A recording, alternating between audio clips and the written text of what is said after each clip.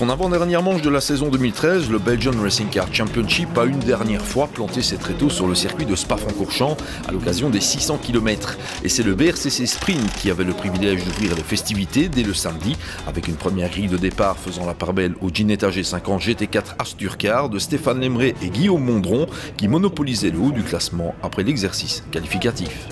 Et c'est sur une piste sèche que les débats pouvaient commencer, sous la conduite d'un Stéphane Lemray faisant honneur à sa pole et soucieux de réussir son retour dans le championnat national sur circuit. Un envol que l'on revit depuis l'habitacle de la Ginetta de Guillaume Mondron, qui aurait volontiers pris le meilleur sur Lemray, mais qui devait se contenter de suivre son équipier au sein de la formation Asturcar.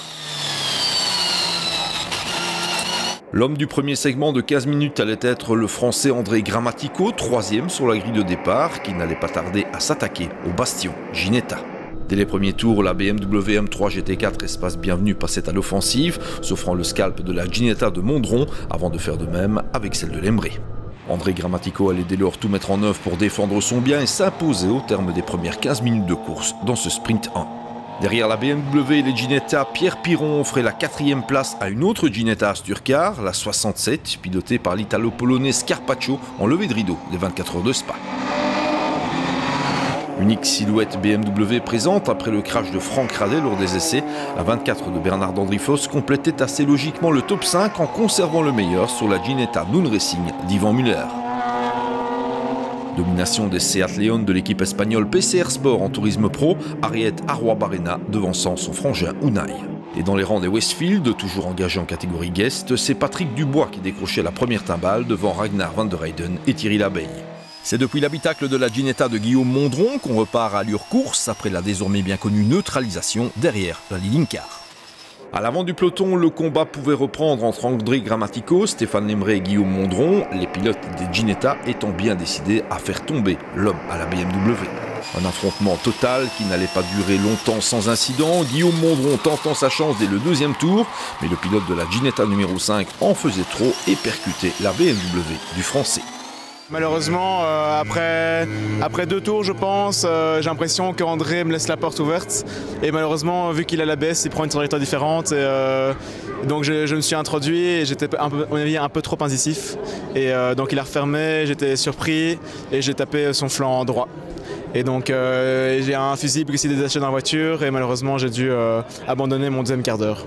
On revoit la scène depuis l'habitacle de la BMW qui allait ensuite effectuer un demi-tour au ralenti avant d'entamer une furieuse remontée depuis la dernière place. Ses deux adversaires les plus dangereux neutralisés, Stéphane Lemray n'avait plus qu'à se laisser glisser jusqu'au drapeau à damier, histoire de célébrer son retour en BRCC par une victoire. C'est à une incroyable démonstration des Ginetta que l'on insistait puisque Pierre Piron positionnait la 67 aux couleurs de Novarez en deuxième position. Et c'est au Liégeois Ivan Muller que revenait l'honneur de compléter le premier podium, preuve que le Noon Racing ne cesse de faire progresser sa belle anglaise. Après les ennuis de la silhouette BMW de Bernard Dandrifos et de la Ginetta Prime Racing de Jean-Pierre Lequeux, les deux Seat León PCR Sport réussissaient la performance de compléter le top 5 de la première joute, la 26 devançant la 25. Jouant clairement le titre toutes catégories confondues, Nicolas Jussy ne pouvait que constater le meilleur potentiel des Seat PCR Sport par rapport à la version Team Allure, plus ancienne et donc moins affûtée, mais le Bruxellois engrangeait de précieuses unités en vue du championnat. Point de podium en tourisme pro pour Christophe Pampel, dont la BMW Euro Racing semblait avoir manqué de souffle face au Seat. C'est la Seat León Supercopa Pilet Speed Tradition qui complétait le top 5 en tourisme pro des œuvres de John Pilet himself. Nouvelle victoire de Patrick Dubois dans les rangs des Westfield, le pilote de la 82 devançant cette fois la 8 de Manfred Verbeek et la 80 de Ragnar van der Heyden. Quant à Thierry Labeille, au volant de la 111, il échouait au pied du podium de la catégorie guest. Guère plus de chance pour la KTM Crossbow de Xavier Mesquita qui concédait 2 tours au plus rapide, ce qui l'a laissé lointaine 5e en GT Light. On prend les mêmes pour un nouveau sprint quelques minutes plus tard, avec une grille de départ à l'avant de laquelle manquait bien sûr à l'appel la Ginetta des Mondron, désormais confiée à Edouard, la BMW de Grammatico, tous deux prêts à s'élancer dans de grosses remontées. Et c'était reparti pour 2 nouveaux segments de 15 minutes sous la conduite des Ginetta de Lemray, Piron et Muller.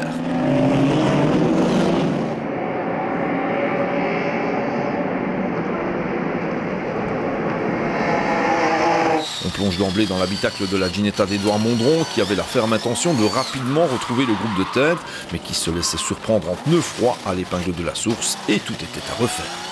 Devant, le troisième segment allait prendre l'allure d'une balade de santé pour Lemre et Piron qui dominaient la meute pour achever les 15 premières minutes dans cet ordre. Jolie démonstration des Ginetta Asturcar. En un petit quart d'heure, André Grammatico parvenait à s'offrir le scalp de nombreux concurrents pour installer sa BMW M3 GT4 au troisième rang provisoire, prêt pour l'estocade finale. Excellente remontée également pour Édouard Mondron qui accrochait un top 5 qui en faisait l'un des favoris pour le dernier segment. Une fois encore, c'est une Seat PCR Sport qui s'imposait en tourisme pro, Ariette Arroy-Barrena se classant même en 4e position au général. Pas de changement non plus du côté des Westfield avec une nouvelle victoire partielle de Patrick Dubois devant Manfred Verbeek et Ragnar van der Heyden. Les favoris étaient de nouveau groupés à l'avant du peloton à l'entame de l'ultime segment de la journée et la victoire allait forcément se jouer entre les Lemre, Piron, Grammatico et Mondron, soit une BMW contre 3 Ginetta, preuve que la tâche du Français n'allait pas être nécessairement simple.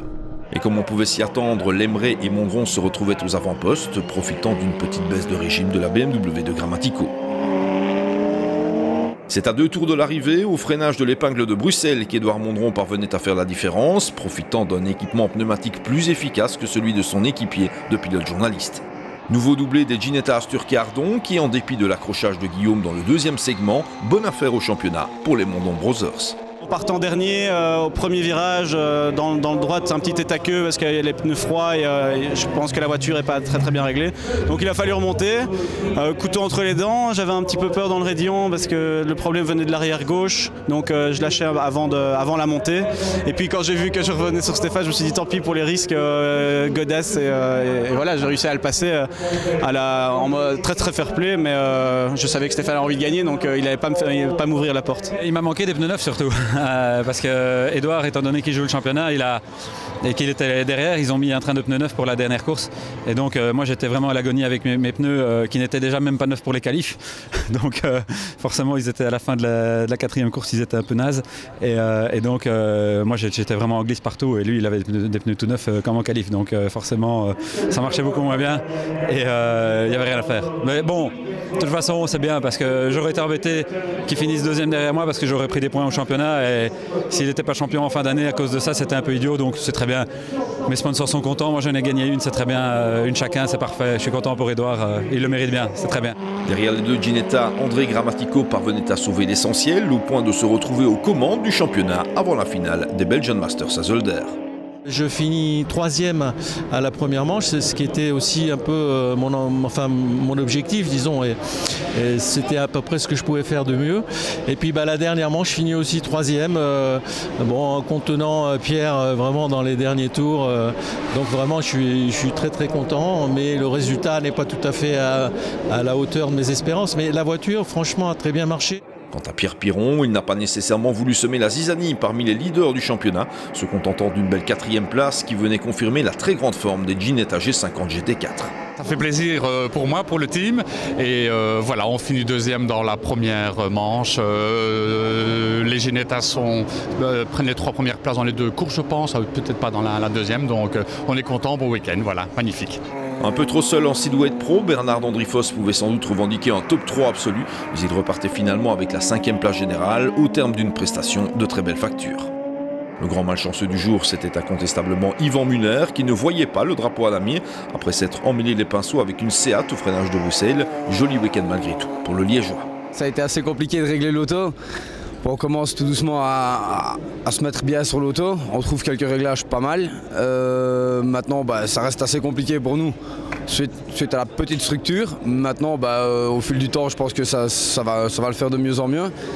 Par contre, deuxième manche, assez compliqué. Maintenant, voilà, la première on a pris beaucoup de plaisir au volant de l'auto. Je pense que c'est pour ça aussi qu'on est là. Ce qui nous amène aux artificiers de la catégorie Tourisme Pro, où les Espagnols de PCR Sport ont dû composer avec la présence d'un certain Maxime Soulet au volant de la Seat Leon Supercopa Team Allure. La supériorité des Leon ibériques était néanmoins telle que le Bruxellois devait se contenter de la 2e place, un résultat permettant à son équipier Nicolas Jussy d'encore croire en ses chances au championnat, toutes catégories confondues. Bilan, c'est difficile à dire parce que les comptes sont assez difficiles à faire, mais bon, l'un dans l'autre, au niveau performance, on n'était pas trop mal. On est content qu'il y avait 2-3 autres Seat qui nous ont rejoints. Maintenant, bon, c'était pas exactement les mêmes voitures, elles étaient un peu plus puissantes, donc voilà, une chouette course l'un dans l'autre quand même. C'est néanmoins le clan espagnol PCR Sport qui sont retournés avec la gagne, des œuvres d'Aristi et d'Arroy-Barrena, tandis que les 2 autres bolides du team prenaient les 3e et 4e rangs en tourisme pro. La course est vraiment bien passée et nous avons clairement apprécié ce circuit. Nous étions enthousiastes à l'idée de venir rouler sur cette piste mythique et nous avons découvert un championnat bien organisé avec des concurrents de haut niveau.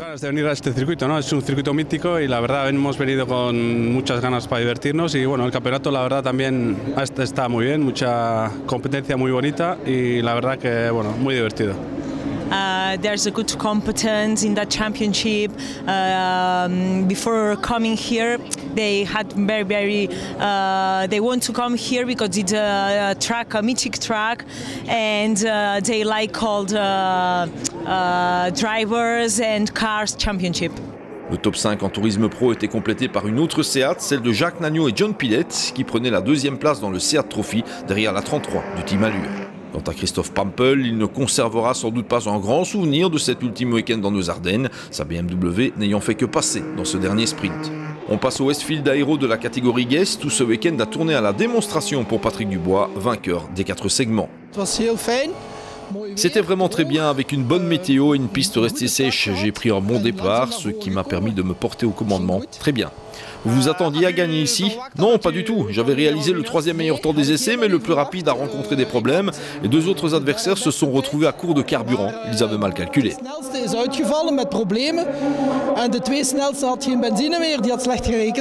Dubois devançait au passage de la ligne d'arrivée la 7 de Van Mechelen et la 8 de Verbeek, tandis que la 82 de Van der Heyden et la 111 de l'Abeille ont rencontré des soucis.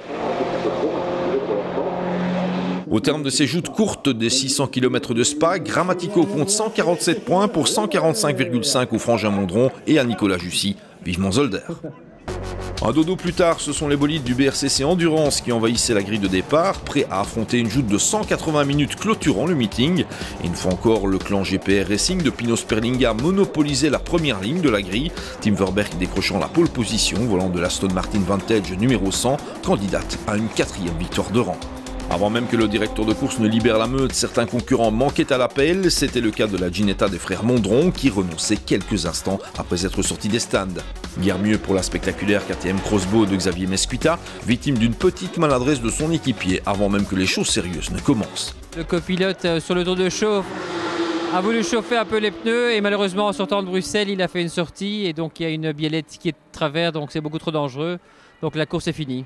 Ajoutez le forfait de la Ferrari Thames Racing de Van Oost et Van Dierendonck, sorti de la piste lors des qualifs, et c'est une meute de 20 voitures qui prenait son envol en cet après-midi dominical.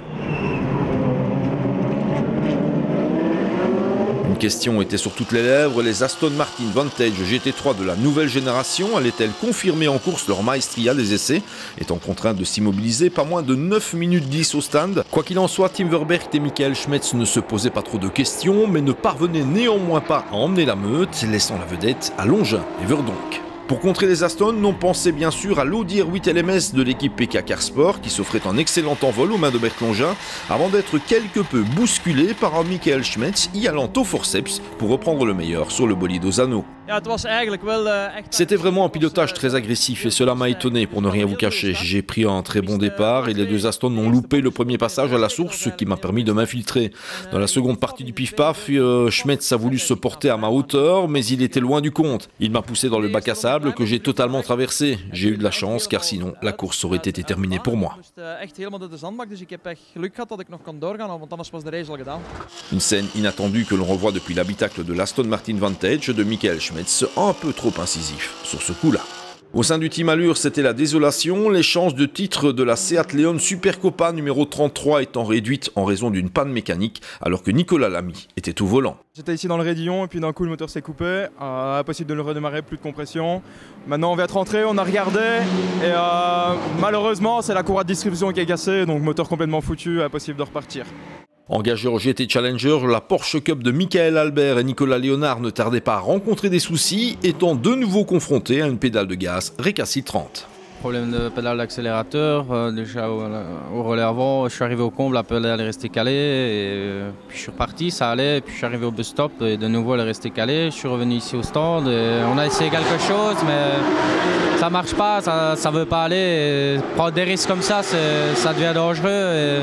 Vous comprendrez bien que quand la pédale reste au plancher, et en plus je dois la reprendre avec mon pied, c'est trop dangereux, c'est prendre des risques pour aller mettre la voiture dans les pneus pour au final ne rien gagner. Une litanie de soucis qui concernait également l'équipe Thames Racing Boutsen-Gignon, puisque la Ferrari 458 Challenge rescapée, nouvelle venue en BRCC aux mains de Fred Verwisch et Louis Sounen, rencontrait elle aussi des soucis de frein. Quand j'ai entamé mon relais, j'ai d'emblée été confronté à un problème de frein, une plaquette étant cassée. Ensuite, c'est la boîte de vitesse qui a fait des siennes. Mon équipier a alors repris le volant car l'objectif n'était pas que je roule beaucoup, mais plutôt que je l'assiste pour ses grands débuts en sport automobile. Il a de nouveau rencontré des problèmes de frein et là, c'est devenu trop dangereux pour continuer.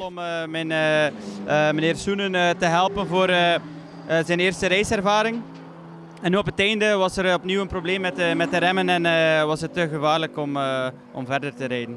Candidate déclarée au titre, la Porsche 996 GT3 RS Pro Speed Competition de Fred Bouvy, Damien Kounz et Didier Grandjean allait jouer de malchance pour la première fois de la saison. Elle réintégrait en effet la pitlane à faible allure après une incartade hors de la piste. Je l'ai perdu dans Blanchimont 2 à très haute vitesse, donc l'arrière est parti. Je ne suis pas parvenu à la récupérer complètement, elle est partie en tête à queue. Et j'ai effleuré le mur sur le côté gauche, c'est toujours à gauche qu'on va frapper. Je l'ai effleuré, le radiateur est légèrement touché, donc pas question de faire un tour de plus. Au sommet du classement, les Aston Martin Vantage V12 GPR faisaient toujours preuve d'une belle maestria en tentant de gérer au mieux leur temps d'immobilisation, mais parfois ce sont les faits de course qui décident. C'est ainsi que la 9 de Grivnier et Schmetz perdait du temps de manière inattendue lors d'un pit stop. Un problème d'écrou de roue, donc on a utilisé tout notre capital temps pour les stands, pour les arrêts au stand. Donc on doit faire notre dernier arrêt en 10 secondes, ce qui est impossible. Donc grosso modo, on va perdre par rapport au premier 35 à 40 secondes. Donc il faut qu'on essaie de rattraper maintenant et c'est pour ça que Michael est en train de faire le forcing. Débarrassé de la Seat Leon Supercopa du Team Allure, la 4 Pro Speed Competition de Sven Van Laar, Chris Van Kels et Christophe Korten allait réaliser une affaire en or au championnat en s'imposant dans la catégorie Tourisme Pro, de quoi lui permettre de réaliser le break avant la finale de Zolder. Nous réalisons une bonne affaire au championnat. Notre principal adversaire, Nicolas Jussy, a rencontré un souci de distribution qui a entraîné la casse du moteur. Mais bon, il nous fallait finir la course qui reste de l'endurance. Et une fois encore, ProSpeed a réalisé un travail fantastique en nous fournissant une superbe voiture. Et mes équipiers ont parachevé le travail, très contents. Face à la Seat Pro Speed Competition, on retrouvait bien sûr les versions espagnoles de PCR Sport, avec moins de chance cette fois, comme en témoignent les dégâts sur la 26 après une brutale réception contre un mur de pneus. C'est dès lors la 23 de Dazi, Munoz de Dios et Pareira qui s'en tiraient le mieux, décrochant la deuxième place de catégorie. Le podium était complété par la 25 de Arroy Barrena et Vigiola qui concédaient néanmoins la bagatelle de 25 tours. En GT Light, après le retrait pour le moins hâtif de la Ginetta des frères Mondron, les chances du constructeur britannique étaient entre les mains de la 52 Prime Racing de Jean-Pierre Lequeux et Jean-Marc Ubereken. Le bolide battant pavillon luxembourgeois devait cependant se contenter de la deuxième place en proie à l'un ou l'autre souci. C'est dès lors à une première que l'on assistait à Francorchamps avec la victoire de l'Aston Martin Vantage GT4 de Jean-Marc Bourdouche, Marc Allard et Albert Blum qui faisaient coup double en intégrant le top 10 final. Première victoire cette saison, maintenant c'est une importante parce qu'on met des gros points et ça nous remet premier au championnat en GT Light. Donc c'est très important pour nous. Donc objectif à Zolder, le titre tout simplement. Voilà, très clairement oui. On veut être 1 et on sera 1. Nouvelle venue en GT Challenger et belle histoire que celle de cette Porsche 911 GT3 Cup numéro 35, pilotée par un parfait débutant, Yves Noël, et son très efficace coach, Nico Verdonk. Un bolide aligné sous les couleurs de Car Tuning Lease qui allait prendre une excellente 9e place absolue, ce qui lui valait l'award du Val Saint-Lambert qui récompensait son équipe technique. Nous avons en effet remporté la victoire dans notre catégorie. Après de bonnes qualifications sous la pluie, on a pris un très bon départ et par la suite tout s'est très bien passé, même si le team manquait singulièrement d'expérience à ce niveau, au même titre que mon équipier Yves Noël d'ailleurs. Nous sommes parvenus à pointer un moment au 3e rang général avant de retomber 9e, mais en gagnant la classe, donc bilan très positif. Naar derde eventjes, mijn team had overgenomen en dan zijn we uiteindelijk terugvallen tot 9e plaats, maar toch nog eerste gebleven. Dus al bij al een heel goede wedstrijd. Hè. Première expérience, tout s'est bien passé, voiture super, Nico super, double super. J'ai pu assurer avec les bons conseils de Nico. Très bien. Retour aux affaires remarqué que celui de la Ferrari F430 GT3 de l'équipe Kirstone FMR Racing à Francorchamps, Raph Vleugels et Patrick Van Glabeek effectuant une course régulière qui leur permettait de prendre la 2e place en GT Pro, bien vu. La voiture est rapide, comme on a pu le constater. On a eu un peu de mal à trouver toute la confiance, mais cela a à voir avec le crash que j'ai connu plus tôt dans la saison. Donc dans l'ensemble, une bonne prestation. Une fois encore, c'est la catégorie GT Cup qui a proposé le plus bel affrontement avec un duel magique en fin de course entre la Porsche Cup Mixed Racing, superbement pilotée par Koen Wouters, et la récente lauréate des 24 heures de Zolder, la Porsche Belgium Racing de Dylan Derdal, Kenneth Heyer et Chris Matthews. Et en dépit d'un forcing de la 99, c'est la 8 de Wouters et Van Elslander qui avait le dernier mot.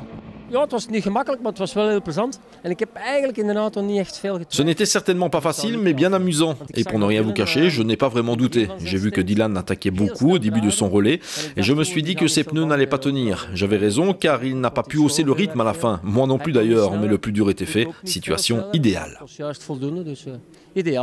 En achevant cette joute à la deuxième place en GT Cup, soit le 5e rang absolu, la Porsche Belgium Racing n'en effectuait pas moins une belle opération au championnat, Derdal, Heyer et Matthews pouvant encore même prétendre à la couronne absolue.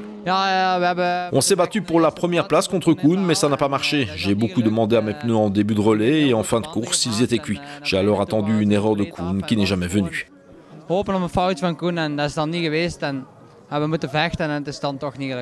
On reste dans le clan Belgium Racing pour souligner la performance de l'Allemand Kenneth Heyer, fils du grand Hans Heyer, qui a remporté le même week-end les 24 heures de Barcelone, une semaine après les 24 heures de Zolder, ce qui s'appelle une période faste.